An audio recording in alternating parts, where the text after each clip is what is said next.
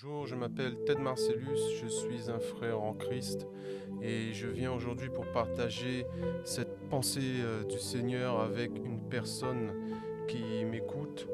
Et la pensée d'aujourd'hui, c'est le nom de l'Éternel qui sauve. Le nom de l'Éternel qui sauve. Donc, quel est le nom de l'Éternel qui sauve? Quel est le nom? Quel est ce nom-là de l'Éternel qui sauve? Car oui, il y a un nom qu'il faut connaître pour être sauvé. Un nom qu'il faut connaître pour être sauvé. Sauvé de quoi? Sauvé de la mort. Sauvé de la mort signifie être sauvé de ne pas brûler éternellement dans les flammes de l'enfer. Car pour Dieu, il n'y a personne qui meurt, mais tout le monde est vivant. Et ce que Dieu appelle la mort, ce sont les personnes qui seront placées dans les flammes éternelles de l'enfer, là où il y aura des cris, des pleurs et des grincements de dents. Donc en soi, nous qui sommes là sur la terre aujourd'hui pour un temps de passage, quand nous allons quitter ce monde, ce qu'on appelle quand nous allons mourir, nous l'avons donné ce nom, mourir, mais pour Dieu, ça ne représente pas ce que nous pensons, la mort. Pour Dieu, la mort, c'est tu quittes la terre et tu vas te retrouver soit dans un lieu où tu vas souffrir éternellement, ou soit dans un lieu où tu vas être dans la joie, la paix éternelle. C'est ce que Dieu appelle la vie éternelle. Maintenant, il faut être sauvé. Il faut être sauvé de ce qui est la mort pour être dans la vie éternelle. Il faut être sauvé pour avoir la vie éternelle. Car celui qui n'est pas sauvé sera dans ce qui est la mort éternelle, comme je viens de l'expliquer juste avant. Alors, quel est le nom de l'Éternel qui sauve? Nous allons parcourir les Écritures et nous allons tout simplement aller dans Joël 2 au verset 32 dans la Bible. Donc pour toi qui vas à l'église, toi qui as cru que la Bible est la parole de Dieu véritable et qui a foi dans cette parole, je t'invite à prendre ta Bible, à l'ouvrir pendant que tu m'écoutes et aller dans le passage du prophète Joël au chapitre 2 au verset 32. Il est écrit ici: alors, quiconque invoquera le nom de l'Éternel sera sauvé. Le salut sera sur la montagne de Sion et à Jérusalem. Comme a dit l'Éternel, et parmi les réchappés que l'Éternel appellera. Donc, on voit ici qu'il est écrit: quiconque invoquera le nom de l'Éternel sera sauvé. Ainsi, pour être sauvé, il faut qu'une personne invoque le nom de l'Éternel. Et nous allons voir quel est ce nom. Car ce nom est important, il est important de connaître ce nom-là. Oui, je sais que beaucoup d'êtres humains ont fait des recherches dans les archives, dans l'histoire, des recherches archéologiques, dans des langues différentes et qui ont voulu donner un nom à Dieu. Nous avons entendu plusieurs noms qui diffèrent, mais il y a un seul nom que Dieu a donné pour être sauvé. Et quel est ce nom? Donc, après avoir lu ce passage du prophète Joël 2 au verset 32, nous allons voir tout simplement une confirmation de ce passage dans Acte 2, donc Acte 2 chapitre 2 au verset 16. Il est écrit, mais c'est ici ce qui a été dit par le prophète Joël. Donc on voit ici que Acte 2 verset 16 vient répéter, confirmer ce qui a été dit par le prophète Joël. Dans les derniers jours, dit Dieu, je répandrai de mon esprit sur toute chair. Vos fils et vos filles prophétiseront, vos jeunes gens auront des visions et vos vieillards auront des songes. Oui, sur mes serviteurs et sur mes servantes dans ces jours-là, je répandrai de mon esprit, et ils prophétiseront. Je ferai paraître des prodiges en haut dans le ciel et des miracles en bas sur la terre, du sang, du feu et une vapeur de fumée. Le soleil se changera en ténèbres et la lune en sang, avant l'arrivée du jour du Seigneur, de ce jour grand et glorieux. Alors quiconque invoquera le nom du Seigneur sera sauvé. Donc, dans Joël 2,32, il est écrit « Alors quiconque invoquera le nom de l'Éternel sera sauvé ». Dans Acte 2, verset 21, il est écrit « Alors quiconque invoquera le nom du Seigneur sera sauvé ».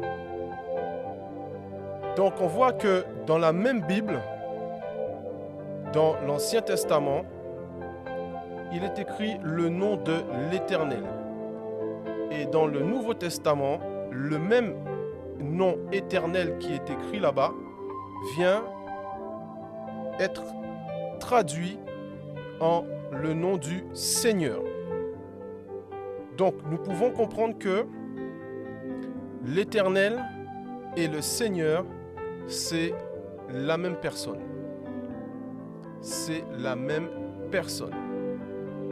Donc voilà deux liens que nous pouvons faire. Car Acte 2 reprend en disant dans Acte 2 au verset 16, mais c'est ici ce qui a été dit par le prophète Joël. Donc la parole de Dieu répond à la parole de Dieu. Ainsi, nous avons fait un lien entre Éternel et Seigneur.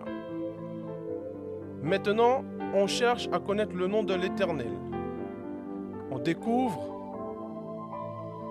dans Acte 2 le nom du Seigneur.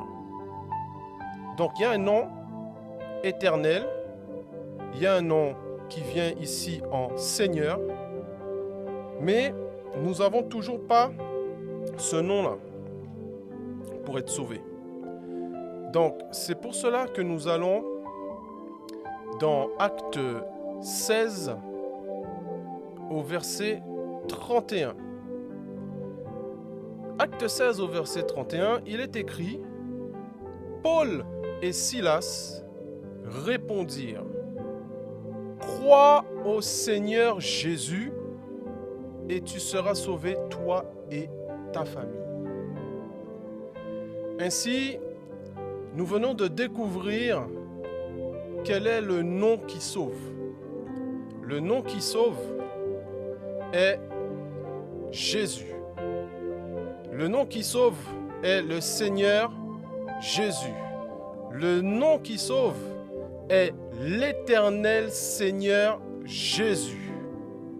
Ainsi, nous avons maintenant le nom qui sauve. Le nom qui sauve est Jésus. Aujourd'hui, tu peux même regarder sur Internet, l'information est facilement accessible. Et si tu tapes dans ton navigateur Internet de recherche, tu écris Jésus et signification du nom Jésus. Et en hébreu et en grec, Jésus signifie celui qui sauve. C'est la signification de ce nom. Donc, si tu veux être sauvé, tu dois connaître ce nom-là qu'il faut invoquer. Tu dois connaître ce nom-là à qui tu dois t'adresser dans tes prières. Tu dois connaître que c'est ce nom-là qui t'exauce quand tu adresses tes prières. Et maintenant, j'aimerais te poser une question. Toi qui vas à l'église, toi qui t'es tenu sur un banc d'église pour écouter la parole de Dieu dispensée par un homme qui tient devant toi une Bible et qui te parle des Écritures, qui t'enseigne les Écritures bibliques et qui t'invite maintenant à prier par le nom d'une personne qui n'est pas Jésus. Maintenant que tu as une Bible, maintenant que toi qui n'as pas de Bible, tu viens d'entendre ce que je viens de dire. Tu as Internet. Si tu entends ce que je dis, c'est que tu as Internet. Je t'invite tout simplement à taper dans ton Internet ce qui est dit dans la Bible de la même personne qui t'enseigne à l'église ou dans un temple ou dans une synagogue ou ailleurs et qui t'invite à prier un nom qui n'est pas le nom qui a été donné Jésus. Ou cette personne te dit de prier Jésus et puis 2 minutes après, il te dit on va prier un tel. 3 minutes après, on va prier le nom de tel ange. Après, on va prier le nom de tel archange. Ou bien on va prier le nom de saint un tel. Je t'invite tout simplement à écrire sur Internet si tu n'as pas de Bible. Tu tapes dans ton navigateur Joël 2, 32. Ensuite, tu tapes dans ton navigateur encore Actes 16 au verset 31. Tu peux encore taper Acte 4 au verset 11 où il est écrit « Jésus est la pierre rejetée par vous qui bâtissez et qui est devenue la principale de l'angle. Il n'y a de salut en aucun autre, car il n'y a sous le ciel aucun autre nom qui ait été donné parmi les hommes par lequel nous devions être sauvés. » Donc maintenant que nous avons fait ce lien-là, que l'Éternel qui est dans Joël, qui est Seigneur dans le livre des Actes des Apôtres, qui est Jésus le Seigneur, encore dans le livre des Actes des Apôtres, où maintenant nous faisons un lien que ce Seigneur-là, c'est le même qui est l'Éternel, c'est le même qui est Dieu, c'est le même qui sauve, et c'est le même nom qui a été donné, qui n'a pas été donné ailleurs, mais parmi les hommes. C'est le seul nom qui a été donné parmi les hommes, qui est Jésus, tu peux aussi dire Yeshua, ce qui signifie l'Éternel sauve. Après que tu aies entendu tout cela, il faut que tu saches une chose. Il faut que tu saches une chose. Ce même Dieu-là, ce même Seigneur-là, le même Jésus qui sauve là, le même nom de l'Éternel qui est lié là, avec ce nom-là, Il dit qu'il est un Dieu jaloux. Il dit qu'il est un Dieu jaloux. Il dit qu'il est un Dieu jaloux. Il est jaloux de quoi? Il est jaloux de quelqu'un que tu as appelé à sa place, un nom que tu as invoqué à sa place, afin de demander des résultats dans tes prières. Il est jaloux. Il est jaloux dans Deutéronome 6, au verset 14. Nous allons voir le même Jésus, le même Seigneur, le même Éternel. Ce même Dieu-là dit que je suis un Dieu jaloux. Et nous allons voir au passage de Deutéronome 6, au verset 14, qu'est-ce qu'il nous dit ici le Seigneur Jésus-Christ? Il dit ici, vous n'irez point après d'autres dieux, d'entre les dieux des peuples qui sont autour de vous, car l'Éternel ton Dieu est un Dieu jaloux au milieu de toi. La colère de l'Éternel ton Dieu s'enflammerait contre toi et il t'exterminerait de dessus la terre. Vous n'irez point après d'autres dieux. D'autres dieux signifie vous n'irez point prier,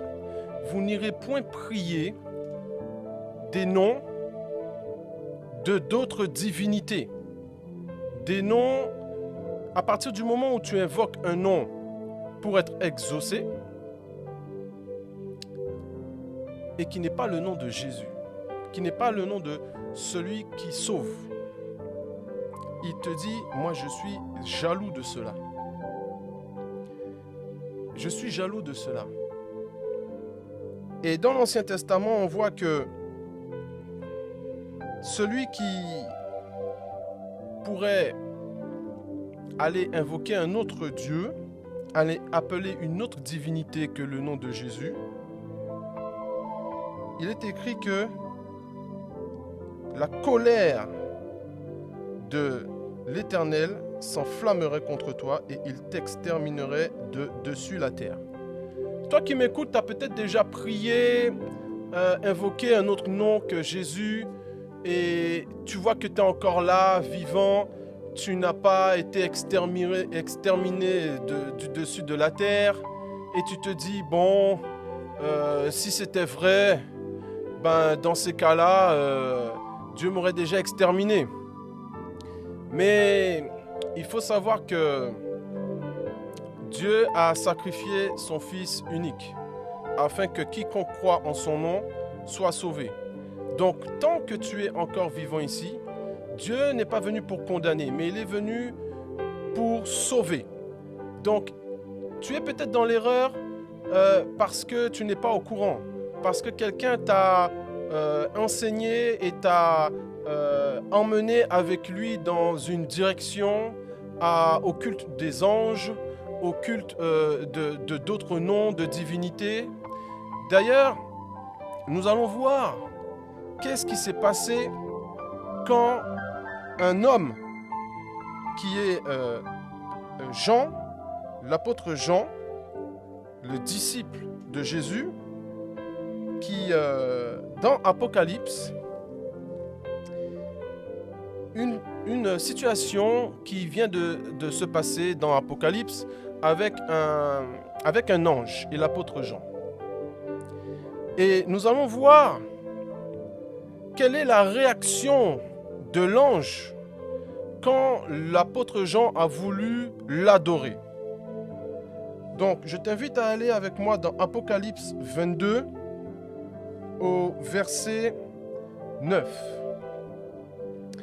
22 au verset 6 du moins. Et nous allons voir de quoi il s'agit.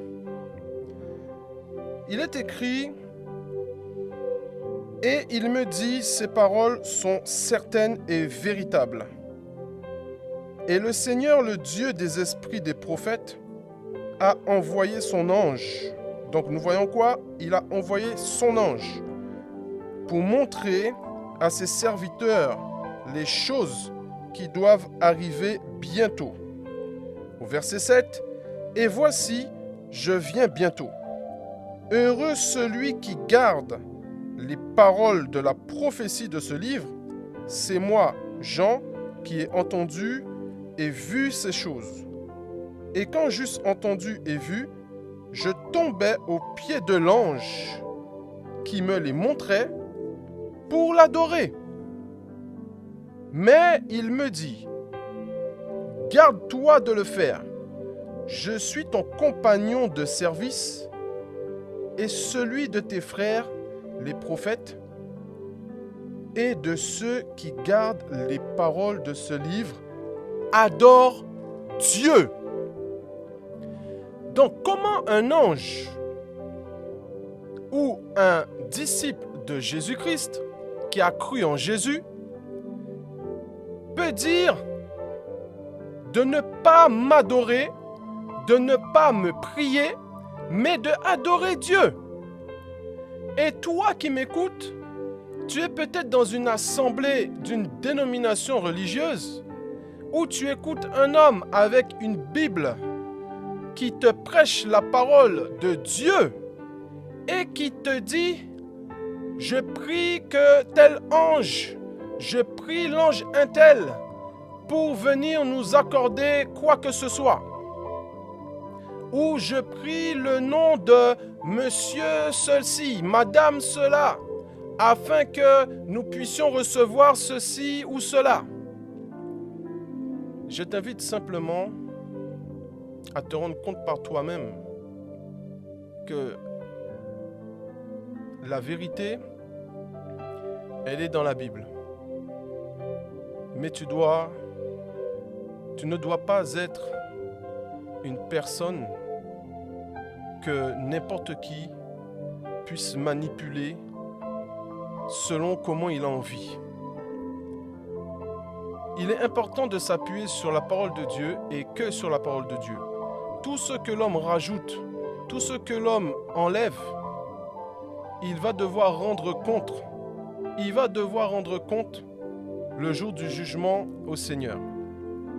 Donc toi qui étais dans l'ignorance, qui ne connaissais pas ces choses, c'est par la grâce de Dieu qu'aujourd'hui tu as entendu et que tu as surtout pu vérifier que ce qu'on t'a appris, ce qu'on t'a inculqué était peut-être une erreur de l'homme. Nous ne sommes pas là pour condamner un homme. Jésus n'est pas venu pour condamner, car il est venu pour sauver.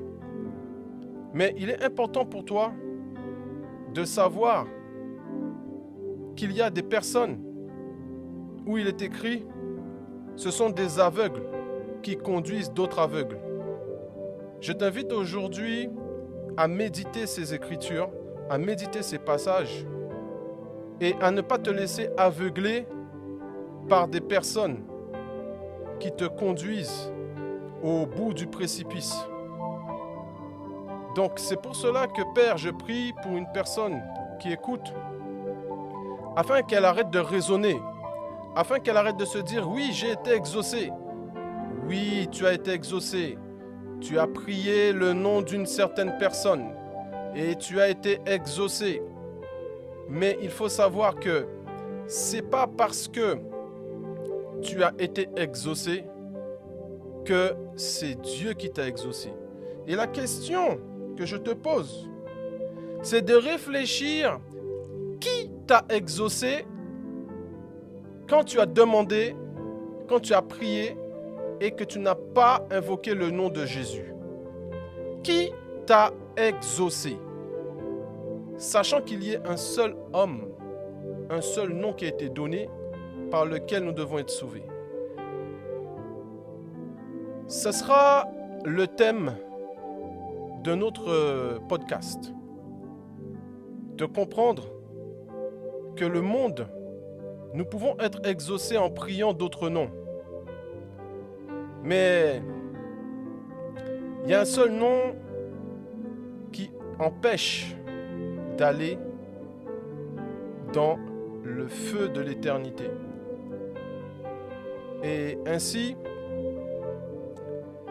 il est important de réfléchir qui m'a exaucé. Parce que tu peux être exaucé et la parole de Dieu déclare que la bénédiction de l'Éternel, c'est la bénédiction de l'Éternel qui enrichit et elle ne se fait suivre d'aucun chagrin.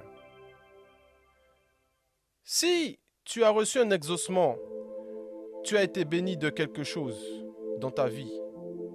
Mais plus tard, tu es comme ce qu'on appelle chagriné. Tu as des sautes d'humeur. Tu es déprimé. Et puis tu repris. Et puis tu es parti voir une personne qui a prié pour toi, qui t'a dit « Tiens, je te donne ça, ça va régler ton problème. Lave-toi avec telle eau magique et tu n'auras plus de problème. » Et puis tu as fait ça. Et puis ça a fonctionné. Et puis tu vois que ça fonctionne. Et puis tu dis « Mais en fait, j'ai été exaucé. Mais je n'ai pas invoqué Jésus. » Tu dois savoir que dans le monde dans lequel on vit, l'exaucement peut venir aussi d'ailleurs. Il n'y a pas que Jésus-Christ qui a le pouvoir d'exaucer. Il faut savoir que Lucifer a le pouvoir d'exaucer. Il faut savoir que Satan, l'adversaire, celui qui a été déchu des cieux, il a aussi le pouvoir d'exaucer. Mais le plus important, c'est que le jour du jugement dernier, où sera le nom qui t'a exaucé et où sera le nom de celui qui sauve? Il y aura une ligne, il y aura une démarcation nette et précise entre les deux. Et la question que tu dois te poser, c'est pas j'ai des résultats, c'est pas je suis exaucé, c'est pas ça fonctionne.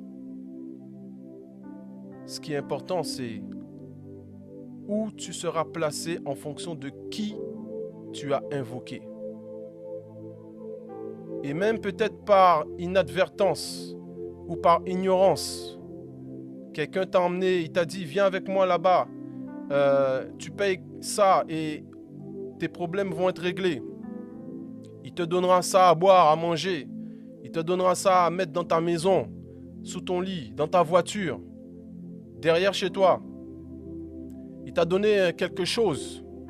Il t'a dit si tu gardes ça, ça va te protéger.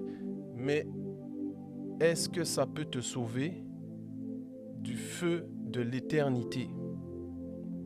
Même si aujourd'hui, toutes ces choses-là, tu as confiance dans ça et tu as vu que ça t'a donné du résultat. Je ne te dis pas que ça ne fonctionne pas. D'ailleurs, c'est pour ça que Dieu est un Dieu jaloux. Parce que tu reçois des choses qui ne viennent pas de lui. Tu reçois des choses de personnages spirituels, de noms auxquels tu pries, qui t'accordent des choses. Et on t'a fait même croire que ces noms-là sont liés avec Dieu. Alors que Dieu même, il dit que moi, je suis lié à un seul nom, Yeshua, Jésus, le Seigneur, l'Éternel. Et je suis jaloux de tout autre nom auquel on m'invoque. C'est pas moi. Et ces choses-là, ces personnages spirituels, ils te donnent du résultat. Oui, parce que Dieu ne se repent pas de ses dons et de ses talents. Dans le monde spirituel, il n'y a pas que Dieu qui a le pouvoir. Dieu a les pleins pouvoirs, mais il a aussi donné du pouvoir à d'autres personnalités spirituelles. Et tant que Dieu n'a pas ouvert la porte du jugement dernier, toutes ces personnalités spirituelles, ils ont la capacité de pouvoir intervenir sur ta vie en fonction de si tu les appelles, tu les invoques ou pas, en fonction de si tu fais des alliances avec eux ou pas.